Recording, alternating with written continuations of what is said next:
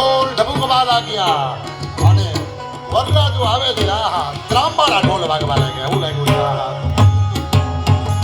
અને જૂના લગ્ન ગીતો ગાવા માટે થઈ બહેનોએ પોતાના કંઠમાં જેઠી મધનું પાવડર અને મધ ન હોય અને મીઠાશ